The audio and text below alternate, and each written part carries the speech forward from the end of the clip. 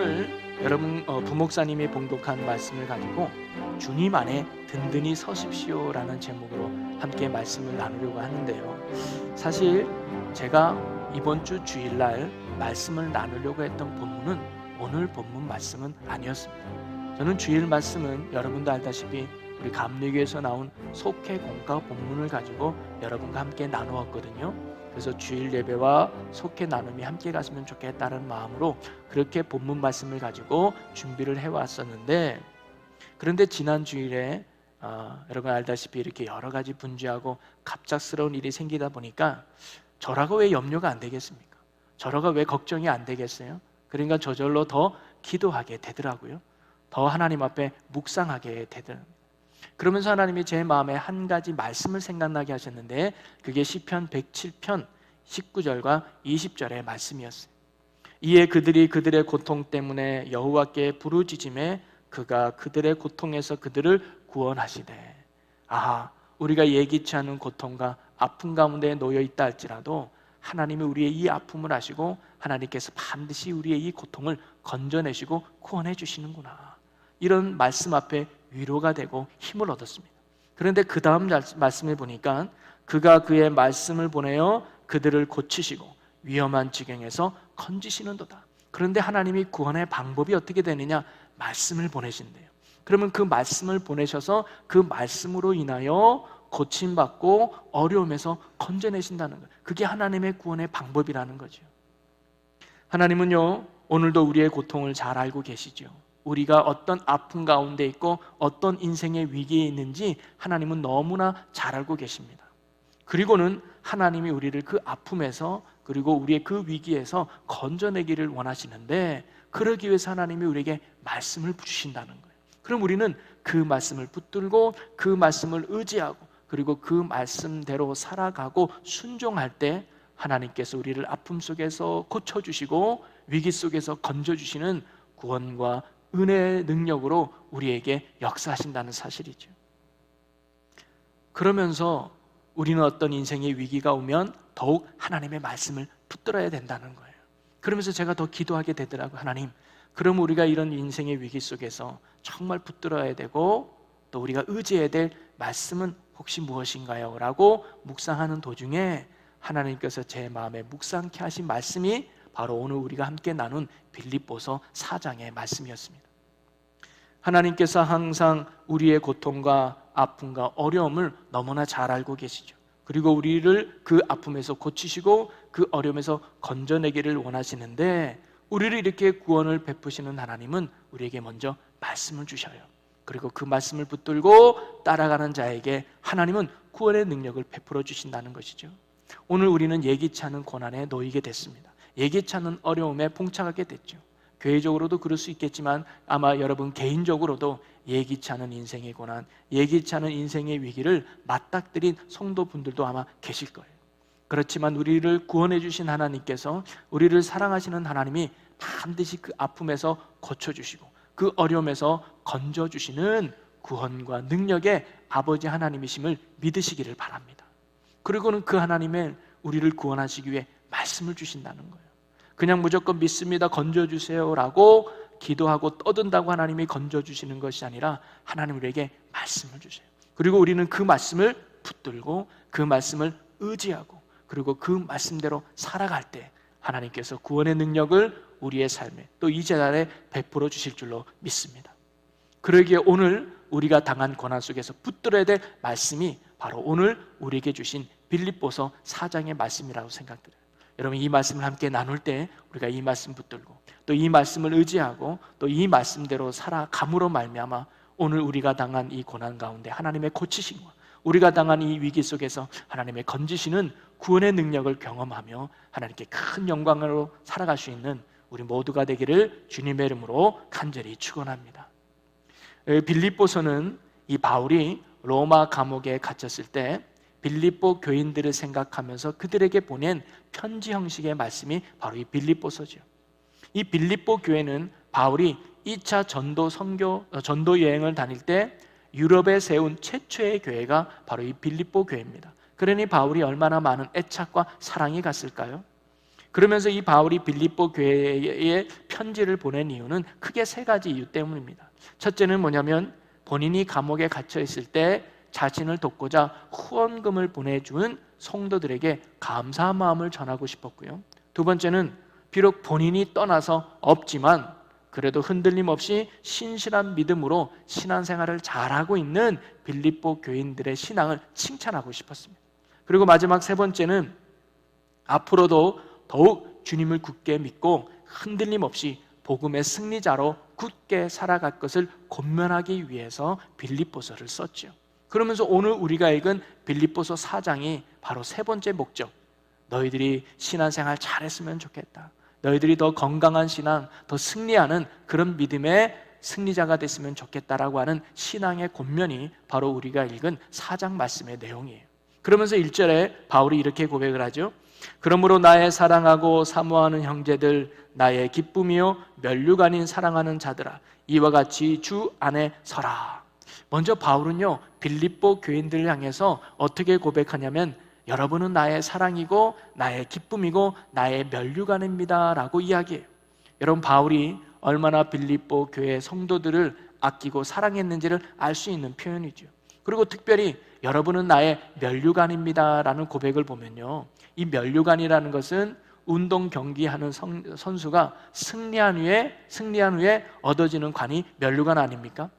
요즘 우리가 도쿄에서 올림픽이 한창이죠. 코로나 때문에 관중이 없어서 예전 같은 분위기가 이렇게 나지 않은 올림픽이긴 하지만 그래도 메달을 따는 선수가 있고 또 메달을 못 따는 선수들이 있잖아요.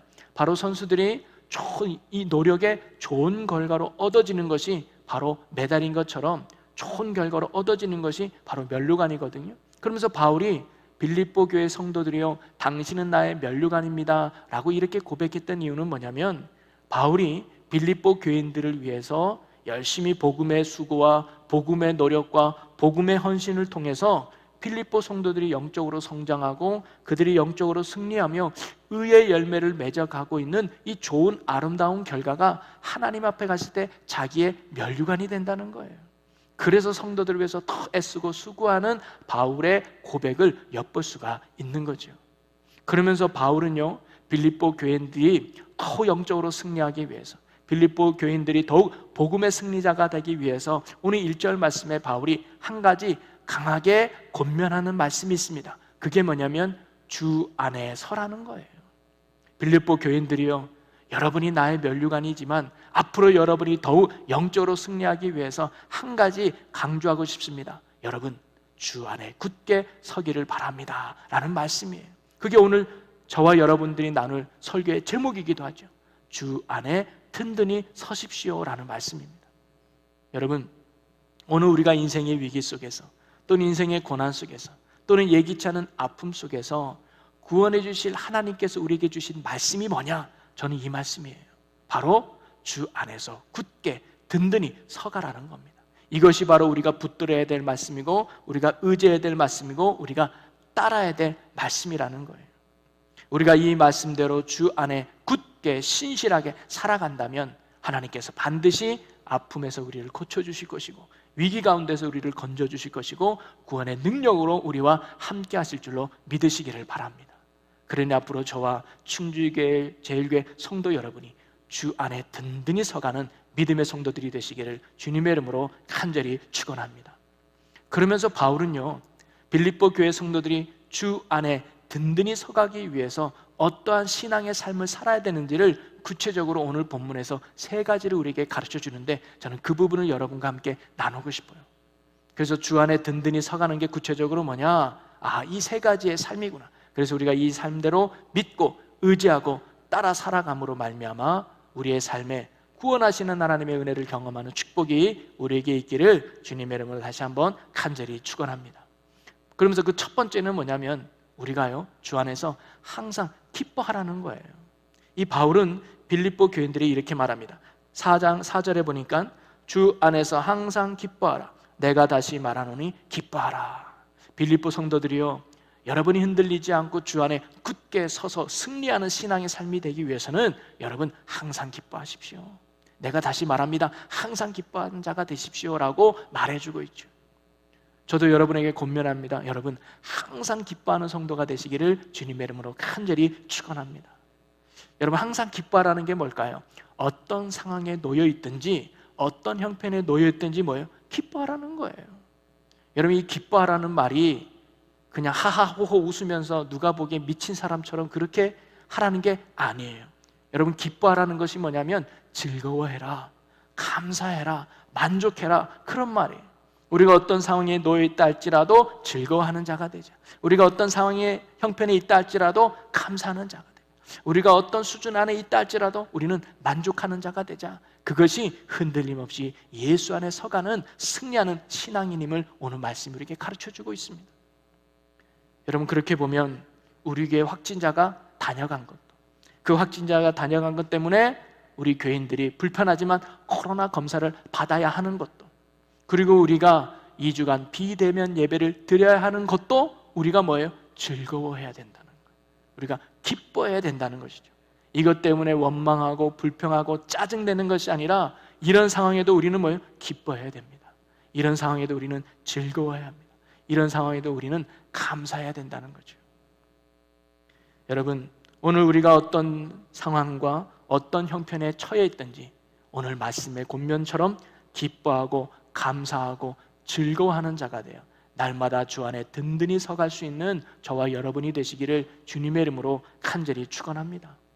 그러면서 바울은요, 우리가 어떻게 해야 이렇게 항상 기뻐하는 자로 살아갈 수 있는지 그 근거를 오늘 말씀에 가르쳐줘요. 그게 뭐냐면 주 안에라는 말씀입니다. 항상 기뻐하라. 그 전에 뭐가 나와요? 주 안에서라는 말이 나오는 거예요. 이 말은 뭐냐면 우리가요 예수 그리스도 안에서 기뻐할 수 있다는 거예요. 예수님 때문에 즐거워할 수 있는 것이고 예수님 때문에 감사할 수 있다는 거죠. 사실 바울이 그랬거든요. 바울이 지금 어디에 있냐면 감옥에, 로마 감옥에 있어요. 그리고 언제 죽을 줄 모르는 그런 상황에 놓여 있던 게 바로 바울이에요. 그러면 당연히 두려워해야 되고 근심해야 되고 염려하고 걱정하는 게 바울의 상식적인 상태인데, 바울은 뭐예요? 나는 기쁘다. 나는 내일 죽어도 나는 즐겁다. 나는 감옥에 있어도 나는 감사하다. 지금 바울이 그렇게 말하고 있는 거예요. 그 이유가 무엇일까요? 지금 예수 그리스도가 나와 함께하기 때문이다. 그분이 지금도 나를 인도하고 계시기 때문에 나는 두려워하지 않고 감사한다는 게 바울의 고백이었거든요. 그가 복음을 전하다가 신라와 함께 복음을 전하다가 빌립보 감옥에 갇히게 되는 거 우리가 알고 있죠. 그런데 그 감옥에 갇혀서 심한 매를 맞고 차디찬 감옥 바닥에 앉아있을 때 바울과 신라가 밤에 뭐예요? 찬송을 불렀다고 나와요. 이 찬송을 불렀다는 게 뭐예요? 기뻐했다는 거예요. 하나님, 내가 오늘 복음을 전하다가 이렇게 매를 맞아 감옥에 갇혔지만 그래도 저는 즐겁게 하나님을 찬양합니다. 즐겁게 하나님을 기쁨으로 고백합니다라고 신앙으로 찬양했던 거예요. 그 이유가 뭘까요? 바로 구원의 주님이 그 순간에도 나와 함께하기 때문에, 그리고 그분이 나를 반드시 인도하고 계시는 확신 때문에 그는 어떤 상황에도 즐거워할 수 있었던 거죠. 여러분 다윗도 보십시오. 시편에서 고백하지 않습니까? 내가 사망의 음침한 골짜기에 있달지라도 나는 두려워하지 않는다. 즐거워한다는 거죠. 기뻐한다는 거예요. 왜냐? 주의 막대기와 지팡이가 나를 안위하기 때문에. 지금 이 자리에 주님이 나와 함께 계는데 그 자체가 즐거운 거 아닌가? 그것 때문에 나는 기뻐한다라고 고백했던 거죠. 여러분이 찬송가 384장 잘 알고 있죠. 거기 1절 후반에 이런 가사가 나오죠. 무슨 일을 만나든지 만사형통하리라. 무슨 일을 만나든지 즐겁다는 고백 아니겠어요? 그럼 무슨 일을 만난다는 건 때로는 슬픔의 일에 처하도, 때로는 고통의 문제 가운데 빠져도, 아픔의 순간에 처해도 나는 즐거워한다는 신앙 고백 아닙니까? 그 이유가 어디 있어요? 그 앞에 보니까 예수 나를 인도하시기 때문에. 예수님이 나와 함께 계시면 지금 이 고난의 상황에 있다 할지라도 나는 즐거워할 수밖에 없어. 왜? 주님이 나에게 역사하시기 때문이지. 여러분, 요셉도 그러지 않았습니까?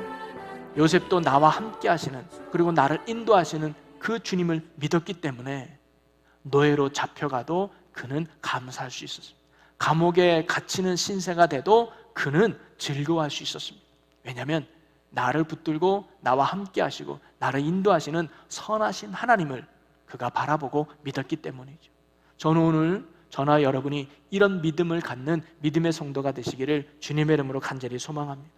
여러분이 어떤 형편과 상황 속에 있다 할지라도 지금 주님이 나와 함께 하심을 붙들고 그 주님이 나와 함께 하시기 때문에 당하는 고난이라면 그것은 축복의 기회가 되지 않을까요? 주님이 함께 하시기 때문에 당하는 아픔이라면 그 아픔을 통해 주실 축복의 은혜가 있지 않을까요? 그렇기 때문에 우리는 그 고난 속에서도 기뻐할 수 있으며 즐거워할 수 있으며 감사할 수 있지 않을까요? 오늘 저와 여러분이 바로 이 항상 기뻐하는 주 안에 든든히 서가는, 그래서 믿음으로 승리할 수 있는 저와 여러분이 되시기를 주님의 이름으로 간절히 축원합니다. 그리고 두 번째로 바울은 우리가 주 안에 든든히 서가는 삶을 위해서 주 안에서 관용을 베풀라고 말씀을 합니다.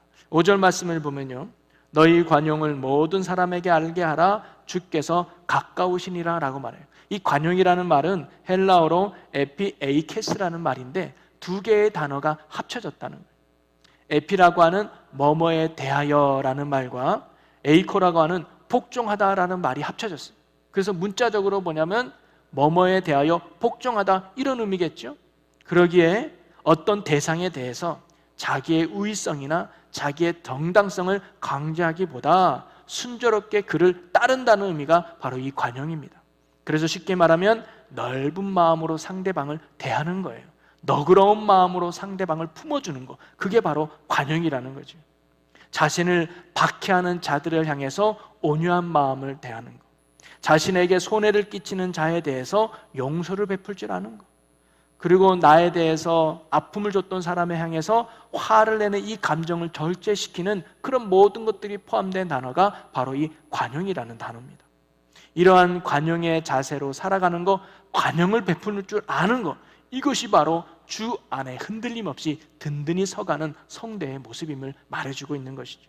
당시 빌립보 교회는요, 예수 믿는 것 때문에 여러 가지 핍박과 여러 가지 박해를 받아야만 했습니다. 때론 억울하기도 하고요, 그리고 때론 화가 나기도 했을 것입니다. 그리고 그들을 향해서 싸우고 싶은 마음도 아마 빌립보 교인들에게 있었을 거예요. 그런데 바울은 뭐냐면 그러지 말라는 거예요. 너그러운 마음으로 그들을 품어주고 너그러운 마음으로 그들을 용서해 줄 것을 권면하죠. 그것이 복음으로 승리하는 성도의 삶이고 주 안에 든든히 서가는 성도의 모습임을 바울이 빌립보 교인들에게 가르쳐 주고 있는 것입니다. 여러분, 바울 자신도 그랬죠. 그가 빌립보 감옥 안에 갇힐 때, 아까 말했듯이 그가 복음을 전하다가 신라와 빌립보 감옥에 갇혀 있을 때 자신에게 매리질을 하고 또 찬송을 하는 자신을 향하여 비웃는 관수가 있었어요. 그런데 하나님의 능력으로 지진이 일어나 옥문이 열리지 않았습니까? 그래서 그 안에 있던 죄수들이 다 도망갔잖아요. 그것을 가만히 깨달았던 이 관수가 자기의 목숨을 해하려고 했죠. 왜냐하면 이 관수가 죄수를 지키지 못하고 다 도망치게 만들었으면 본인뿐만 아니라 본인의 가족들도 다 죽임을 당하면 했거든요. 그래서 차라리 나만 죽고 말자라는 마음에 이 관수가 자결하려고 했을 때 바울이 뭐라고 말합니까? 그 칼을 걷어라, 내가 여기 있다. 나는 도망가지 않았다는 거예요. 여러분, 바울이 옥문이 열렸을 때 오케이, 하나님이 내게 역사했구나 하면서 당연히 벗어나서 그곳을 도망치는 게 당연한 거 아니었을까요? 근데 바울은 그렇게 하지 않았습니다. 왜냐하면 간수 때문이에요. 내가 만약에 도망가면 이 간수가 죄수를 다 잃어버린 것 때문에 문책을 받게 되고 그 가족들이 큰 고통을 당하게 되겠구나. 그래서 그 간수를 살리기 위해서 바울이 도망가지 않았던 거죠. 그리고는 그에게 내가 너를 위해서 도망가지 않았으니까 제발 죽지 마. 바로 바울은 이 간수에게 관용을 베풀었던 거예요. 그 결과 이 간수가 감동을 받아서 바울이 전한 복음을 듣게 되고 그 가족들이 다 예수 믿는 영광을 누리게 됐죠. 여러분, 오늘 하나님께서도요, 우리가 처한 상황 속에서도 우리에게 원하는 말씀의 삶은 바로 관용을 베푸는 삶이라는 거예요. 지금 내가 처한 어려움과 내가 처한 고통이 내 잘못이 아니라 다른 이의 잘못 때문에 또는 다른 이의 실수 때문에 우리가 겪는 아픔이고 고통일 수도 있잖아요. 나를 좀 힘들게 하는 사람이 있다면 우리는 그 사람에게 너그러운 마음을 베푸는 거예요. 나에게 손해를 끼친 사람이 있다면 그를 너그럽게 용서해 주는 거죠. 그것이 바로 오늘 하나님이 위기 가운데 또는 고난과 아픔 가운데 있는 성도인 우리에게 주신 말씀입니다. 그리고 우리가 그 말씀 붙들고 이렇게 살아갈 때 하나님께서 더 큰 능력으로 우리를 구원해 주실 줄로 믿습니다. 작년에 코로나가 한창 교회에서 많이 발생할 때 교회와 또 기독교인들이 세상 사람들에게 참으로 욕도 많이 먹고 비난을 많이 당했죠. 근데 그 시선이 아직도 세상 사람들에게 많이 남아 있습니다. 왜 세상 사람들은 교회와 성도들을 그렇게 비난하고 또는 비판했던 것일까요? 교회에서 코로나 확진자가 발생했기 때문에 그런 게 아니에요. 여러분, 코로나 확진자는 누구든지 어느 곳에서도 생길 수 있어요. 그런데 문제는 뭐냐면 성도들이 동선을 숨기고 거짓을 이야기하고 방역을 하는데 적극적으로 협조하지 않고 오히려 강하게 방해하는 이런 모습 때문에 세상에 지탄을 받고 욕을 먹었던 거 아니겠습니까? 물론 그렇게 해야 했던 성도들의 입장도 있을 거예요. 정부가 지나치게 핍박하는 것처럼 비춰져서 왜 교회만 이렇게 지나치게 과하게 요구하느냐라고 말할 수도 있을 거예요. 하지만 그들이 교회가 피해를 입을까 봐 그렇게 억측 행동을 취한 것일지도 모르겠습니다. 하지만 그런 행동이 오히려 더욱 세상 사람들에게 마음을 떠나고 손가락질 받게 하는 계기가 됐다는 거죠. 한마디로 말하면 넓은 마음, 너그러운 마음, 관용의 마음을 우리가 베풀지 않았기 때문이라고 저는 생각이 들어요. 코로나 걸릴 수도 있죠. 그게 죄 짓는 거나 그게 나쁜 게 아니에요. 그래서 더 이상 확장되지 않도록 우리가 최대한 협조하고 도와주는 건 당연하다는 거예요. 때로는 다소 억울한 부분이 있을 수도 있고 때로는 다소 손해보고 피해보는 부분이 있을 수 있겠죠. 그래도 넓은 마음을 가지고 적극적으로 협조하는 것이 오늘 하나님이 이 위기 가운데 우리에게 원하는 말씀과 뜻이 아닐까 생각이 듭니다. 그러기에 우리도 정부의 어떤 방역 요청과 지침이 있으면 적극 협조하는 거예요. 왜 교회만 이렇게 합니까? 라고 떠드는 것이 아니라 그게 필요하다면 우리가 너그러운 마음을 갖고 적극적으로 협조하는 것이죠. 꼭 그들의 요구가 정당하거나 당연하기 때문에만은 아닙니다. 아까도 얘기 들었지만 분명 때론 너무 지나치고 과하다고 여기는 부분도 분명히 있어요. 어떤 면에서는 꼭 교회가 말이죠, 코로나 발생지가 된 것 마냥 그렇게 몰아가는 부분도 없지 않아 있어요. 여러분, 이번에 지난주에 이제 저희 교회 코로나 검사 때문에 참 분주할 때 우리 박지민 목사님 참 고생 많았죠. 그 보건소 직원하고 또 이제 시청 직원을 만나면서 소통하면서 이런 단계 또 어떻게 될지 많이 이렇게 나누었는데요. 그런데 목사님이 그래요. 이거 사람들이 너무하다는 거예요. 왜 그러냐 얘기를 이렇게 들어보니까 우리는 정말 적극적으로 그리고 최대한 협조하려고 하는데 마치 그들이 이 교회가 코로나에 확진된 집단인 것 마냥 그렇게 몰아가는 모습들이 너무하다는 거예요. 그러니까 우리는 코로나에게 되시면 그냥 그 부분에 있었던 명단만 제출하면 되는데 이거 못 믿겠다 말이지. 더 많은 명단을 요구하고 심지어는 코로나가 한 명, 아마 이게 잘못된 보고였어요. 우리 교회에서 코로나 한 명이 나왔다고 하고 잘못된 보고였는데 제일교회에서 나오지 않았냐. 그러니까 온라인 예배 드린 사람까지 명단을 제출해라 이런 얘기까지 한다는 거예요. 그들이 무슨 잘못이 있어서 검사까지 받아야 되냐. 근데 그분들이 얘기하는 게 교인들이 누구를 만날 줄 어떻게 아느냐 이거래요. 아니, 여기 예배 드린 사람이 누구를 만날 줄 알고, 그러니까 제일교회 등록된 모든 사람들은 다 검사 받아야 된다라고 하는 지나친 요구처럼 비춰져서 참 너무 속상할 때가 있었다. 아니, 그렇게 따지면 충주 시민들 다 검사해야 되는 거 아닙니까? 누굴 만날 줄 어떻게 알겠어요? 괜히 교회는 뭔가 코로나에 발생진다라고 생각되는 그러한 과도한 요구가 이런 지나친 요구로 이어지는 것이 아닐까. 그래서 참 그런 얘기를 들을 때 저도 참 때론 속상하고 좀 마음이 불편하기도 했습니다. 그렇지만 우리는 뭐예요? 하나님을 믿는 자들이니까 또 하나님이 우리에게 요구하는 게 있잖아요. 관용을 베풀라고 하는 말씀이 아닐까요? 다소 억울하고 또 손해를 보는 상황이라 할지라도 오늘 말씀은요, 그런 자들에게도 관용을 베풀어 살아가는 것이 하나님이 오늘 우리에게 원하는 모습인 것 같아요. 그것이 바로 주 안에서 든든히 서가는 성도들의 모습인 줄로 믿습니다. 그러기에 앞으로 우리는 정부의 방침과 협조 요청이 오면 우리는 할 수 있는 한 지금처럼 최대한 협조하고 도와줄 거예요. 그것이 하나님이 우리에게 원하는 모습이기도 하죠. 그러니 여러분도 다소 이러한 요청이나 또는 협조가 때는 불편하고 또는 불공정해 보일 수도 있을 거예요. 왜 교회만 이렇게 유난히 깐깐하게 구냐? 왜 교회만 유난히 이렇게 하냐라고 생각이 들 수도 있을 것입니다. 또 그런 부분이 다소 억울해 보일 수도 있죠. 또 그렇다 할지라도 우리가 이런 부분에 대해서 감정적으로 이성적으로 대하는 것이 아니라 오늘 우리가 하나님의 말씀을 기억하면서 우리가 도와줄 수 있는 분이라면, 우리가 협력할 수 있는 부분이라면 우리가 너그러운 마음을 갖고 그들을 도와주고 또 협력할 수 있는 저와 또 충주제일교회 모든 성도 여러분들이 되었으면 너무 좋겠습니다. 그것이 바로 하나님이 오늘날 이 위기 가운데 주 안에서 든든히 서갈 수 있는 성도들의 바른 신앙의 모습이라는 거죠. 그래서 이번에 한번 또 그렇게 물어봤다 그래요. 아니 다른 교회에서는 확진자가 안 나옵니까?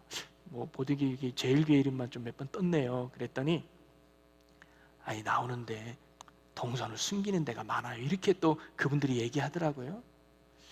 아 그럴 수도 있겠구나라고 생각이 돼요. 물론 모두가 그렇지는 않겠지만 그런 부분도 있었다는. 그런데 저희 교회는 전혀 그렇지 않고 공개적으로 밝히고 정확하게 명단을 제공해서 아마 제가 알기로는 저기 우리 유아까지 어린아이까지 다 명단에 올라가서 그들까지도 철저하게 코로나 검사를 받아서 우리 봐라, 우리는 방역을 잘 지키고 있다, 우리는 아무도 양성이 아니고 다 음성이다라고 해서 그런 모습을 아마 더 보여줘서 그들이 우리 교회를 또 선하게 여기는 줄로 믿어요.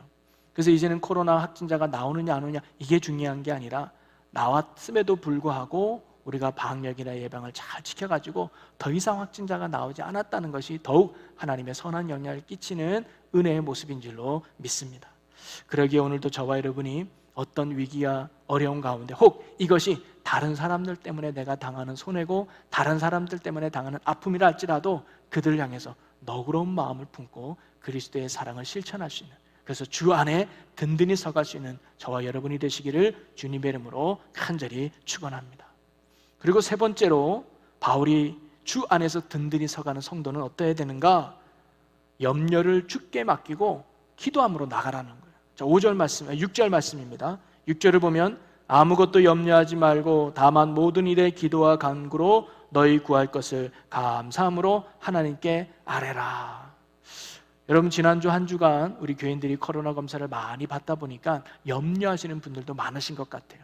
그래서 교회에다 전화를 하고 저에게도 몇 분이 전화하셔서 이렇게 목사님 힘내세요, 걱정하지 마시고 저희 같이 기도하겠습니다라고 이렇게 응원으로 해주신 분들도 여러 계세요. 참으로 감사하죠.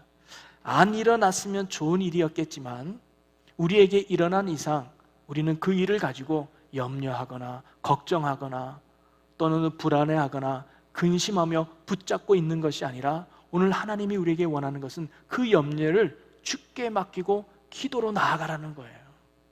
야, 또 이런 일이 우리 교회에 생기면 어떡하지? 야, 더 확진자가 또 우리 교회에 생기면 어떡하지? 그래서 우리 충주제일교회가 사람들에게 안 좋은 소문으로 또 이미지로 비춰지면 어떻게 하지? 이런 여러 가지 염려하는 생각 분명 우리에게 있을 거예요. 근데 주님은 그 염려를 근심과 걱정으로만 붙들지 말고 뭐냐면 맡기라는 거예요. 그리고 기도하라는 거죠. 그것이 주 안에서 든든히 서가는 성도의 모습임을 말씀해 주고 있습니다. 그래서 저는 오늘 여러분들에게 공식적으로 한 가지 기도를 제안해요. 저는 그게 뭐냐면 133 다니엘 기도라고 제목을 붙여봤어요.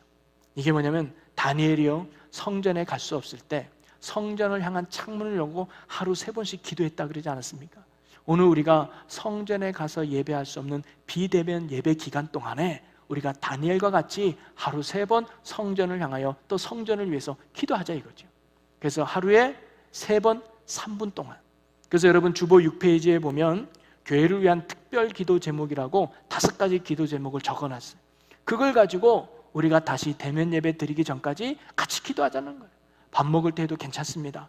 여러분 나름 시간을 정해서 좋아요. 공식적으로는 6시, 12시, 6시 이렇게 시간을 정해서 기도하면 좋은데 꼭 그런 시간이 아니더라도 하루에 여러분 시간을 정해서 3번 다니엘과 같이 교회를 위해서 기도하자고요. 그래서 가족들끼리 같이 식사 전에 기도해도 너무 좋을 것 같아요. 하나님은 오늘 우리에게 원하는 말씀의 삶이 뭐냐면 바로 이 염려를 맡기고 기도하는 삶인 거예요. 또 꼭 교회에서뿐만 아니라 여러분 자녀가 염려되잖아요. 여러분 직장의 삶이 염려가 되잖아요. 건강이 염려가 되잖아요. 그러면 그것을 염려만으로 붙잡고 있는 것이 아니라 오늘 하나님은 우리에게 요구합니다. 내게 맡기고 기도하라는 거예요. 감사함으로 기도하라는 거예요. 그럴 때 하나님의 놀라운 복음의 역사와 구원의 은혜가 우리의 삶에 넘치게 될 줄로 믿습니다. 사랑하는 성도 여러분, 말씀을 정리하고 결론을 맺으면요, 우리 베드로전서 2장 19절에 보면 이런 말씀이 나와요. 부당하게 고난을 받아도 하나님을 생각함으로 슬픔을 참으면 이는 아름다우니라 라는 말씀이에요. 여러분, 오늘 우리가 당하는 고난이 부당한 고난일 수 있어요. 애매한 고난일 수 있어요. 내가 잘못한 것도 아닌데, 내가 실수한 것도 아닌데, 그런데 왜 내가 손해봐야 되고 내가 피해를 봐야 되지? 교회가 잘못한 것은 아닌데 왜 교회가 이렇게 손해를 봐야 되고 교회가 이렇게 힘들어야 되는 것이지? 부당하게 고난을 당하는 모습 속에 놓일 수도 있어요. 그러나 이런 상황 속에서 하나님이 우리에게 원하는 모습은 뭐냐면 하나님을 생각하는 거예요. 그리고 하나님이 우리에게 주신 말씀을 붙들고 그 말씀에 인내하며 순종하는 삶을 살아가는 거죠. 그러면 하나님이 그런 우리의 모습을 아름답게 여긴다는 거예요. 귀하게 여긴다는 거예요. 그럴 때 하나님이 함께 하시고 역사하지 않겠습니까? 그러기에 오늘 우리도요, 어떤 고난 속에 있든지 하나님을 생각하면서 하나님이 오늘도 나에게 주신 이 말씀을 붙들고 이 말씀을 의지하고 이 말씀 앞에 순종하면서 주 안에 든든히 서갈 수 있는 우리 제일교회 모든 성도 여러분들이 되시기를 주님의 이름으로 간절히 축원합니다. 우리가 이렇게 흔들림 없이 날마다 주 안에 든든히 서갈 때 어떻게 되느냐? 오늘 결론과 같이 말씀이 우리에게 이야기해 줘요. 7절 말씀을 보겠습니다. 그리하면 모든 지각에 뛰어난 하나님의 평강이 그리스도 예수 안에서 너희 마음과 생각을 지키시리라. 여러분, 그리하면 결론이잖아요. 우리가 이렇게 주 안에 든든히 서가기 위해서 항상 기뻐하는 자가 되고 주 안에서 관용을 베푸는 자가 되고 주 안에서 모든 염려를 맡기고 기도하는 자가 된다면 하나님의 평강이 우리의 마음과 생각을 지키신다는 거예요. 하나님의 은혜가 우리에게 임하여 아픔에 있는 우리를 고쳐줄 것이고 위기 가운데 있는 우리를 건져넣어 주시고 하나님의 구원의 역사를 우리의 삶에 일어나게 하실 줄로 믿습니다. 오늘 이 말씀대로 주 안에 든든히 서가며 하나님의 구원의 능력을 이루어갈 수 있는 우리 충주제일교회 모든 성도 여러분이 되시기를 주님의 이름으로 간절히 축원합니다. 우리 이 시간 사랑과 은혜가 많으신 하나님 아버지, 우리는 예기치 않은 고난과 아픔 속에 놓일 때도 있습니다. 우리는 누군가가 이 원인을 제공했는지 찾아서 그를 원망하고 불평하려고 하는 죄성들이 있는 연약한 자들입니다. 우리가 인생의 위기 속에서, 인생의 어려움 속에서 주님 주신 말씀 붙들고 이겨나가는 저희들이 되게 하여 주시옵소서.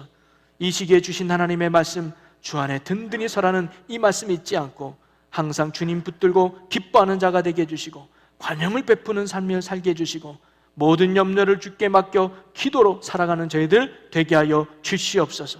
그래야 주님의 고치심과 건지시는 구원의 의리를 누리며 하나님의 영광을 드러내는 복된 주의 성도들이 되게 하여 주시옵소서. 감사 영광을 주께 돌리며 예수님의 이름으로 기도하옵나이다. 아멘.